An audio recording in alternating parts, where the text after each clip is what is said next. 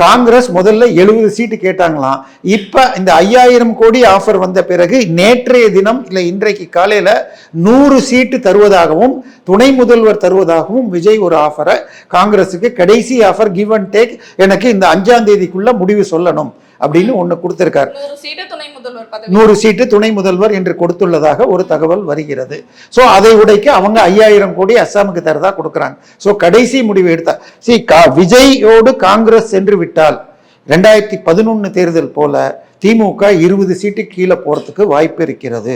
ஏன்னா மிகப்பெரிய பின்னடைவு வரும். அதாவது திமுக லோயஸ்ட் என்னன்னு பாத்தீங்கன்னா 2014 தேர்தலில் மோடியா லேடியான்னு கொண்டு போனப்ப அவங்க 37 சீட்ல ஜெயிச்சாங்க.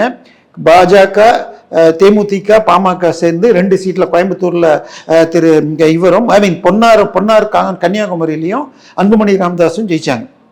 ஸோ அதனால உங்க திமுக ஒரு சீட்டு கூட ஜெயிக்கல. அன்றைக்கு அவர்கள் வாங்கிய ஓட்டு 23%. ஸோ அவங்களுடைய லோயஸ்ட் 23. அந்த 23ல ஒரு 10% மைனாரிட்டிகளாக இருக்கு. அந்த மைனாரிட்டியில கிறிஸ்தவ மைனாரிட்டி 3ல இருந்து 4% பாதி ஜோசப் விஜய் எழுத்துருவாரு.